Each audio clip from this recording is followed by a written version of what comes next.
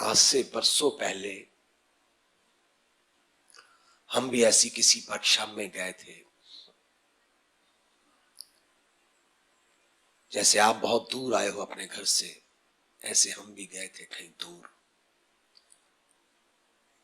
तो वहां पर ना, इस गार्डन में जैसे आप टहलते हो, हम भी ऐसे टहल रहे थे। तो जैसे आपके साथ कोई क्लिक है जो पड़ोसी है, नेवल है, दोस्त है, वहां कुछ लोग घूम रहे थे, मैं उनके बगल में। तो वहां एक भाई साहब कहने लगे, भाई साहब वहां पर एक वर्कशॉप लगी है, उस वर्कशॉप में 370 लोग हैं। उस वर्कशॉप का नाम है टीटीसी, टीचर ट्रेनिंग कोर्स। वो 370 में से सिर्फ 4 ही टीचर बन पाएंगे।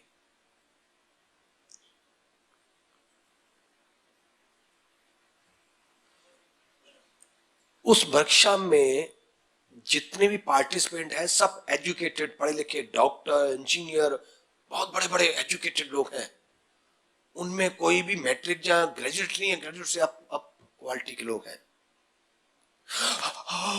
वैसे झटका लगा मुझे। क्यों लगा? अरे मैं तो अनपढ़ हूं। अगर जीवन में कभी मेरे अंदर जज्बा पैदा हो जाए, कल्पना आ जाए कि मैं भी कभी टीचर बनूं, मैं भी कभी मास्टर बनूं, तो मैं बन ही नहीं सकता, क्योंकि मैं तो अनपढ़ हूं। उस वर्कशॉप में 370 लोग थे, सब एजुकेटेड, आई नो करने वाले, इंग्लिश टक टक टक इंग्लिश बोलने वाले। मैं अंगूठा छाप अनपढ़। जब उन्होंने ये बात मुझसे शेयर की, अरे मैंने सोचा यार, अनपढ़ता इतनी बड़ी गाली है। अगर मेरे अंदर ये ऐसा जज्बा पैदा हो जाए, मैं भी कभी टीचर बनूं, मैं भी मास्टर बनूं, तो वो मैं तो कल्पना ही छोड़ दूं कि इतने एजुकेटेड होने के बाद भी वो टीटीसी में से सिर्फ 4 लोग ही टीचर बनने हैं। गुरुजी ने उन्हें 4 लोगों को ही ये उपाधि देनी टीचर की, तो हम तो सोचना ही छोड़ दें। मैंने कहा ये तो बहुत बड़ी गड़बड़ हो गई पुत्र। जानी परमात्मा सिर्फ एजुकेटेड को ही मिल सकता है? ये थोड़ी कंफ्यूजिंग हो गई कि ईश्वर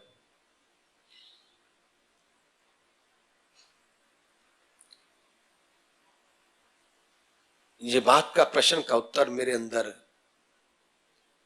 छोटी उम्र थी, मैं ज्यादा सीरियस नहीं हुआ इस बात के लिए, पर थोड़ा सा महसूस हुआ। मैंने कहा छोड़ो, हमने कौन से बनना है, क्या सोचना है, छोड़ो।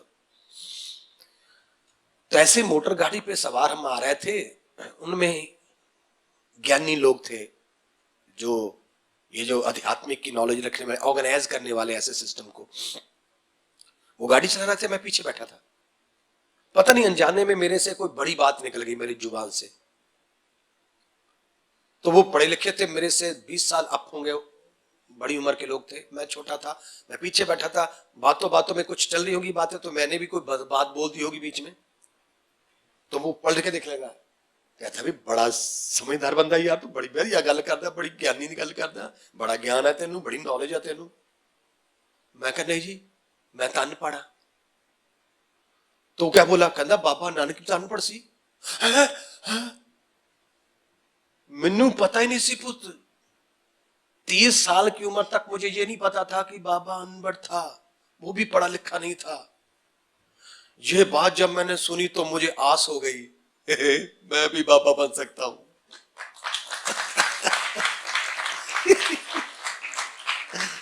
और बाबा बन गए, अब बापियों को भी बाप बन गए।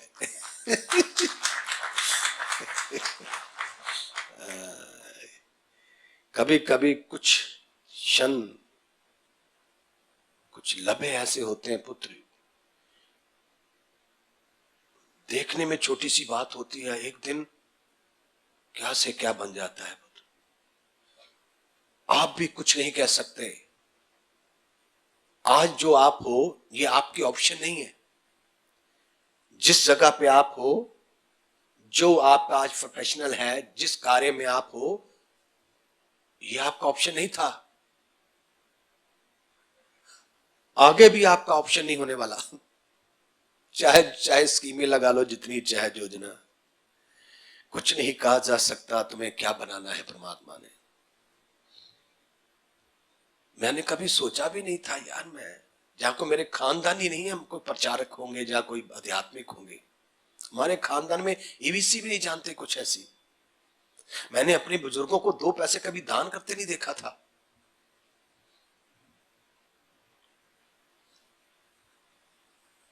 फिर भी क्या बन गए।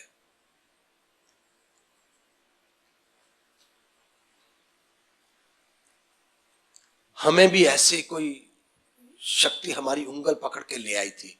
आपको कोई उंगल पकड़ के लाया है, जहां आप में भी कोई ना कोई ऐसे लोग होंगे जो लाखों माओं को राहत देने वाले होंगे। ये वही वर्कशॉप है जहां से कोई सूरमा बनता है। ये वही स्थान है यहां से कोई राजा बनता है। आप में ही कोई ऐसा होगा अनपढ़ गवार जो पढ़ो लिखो को भी मात देगा,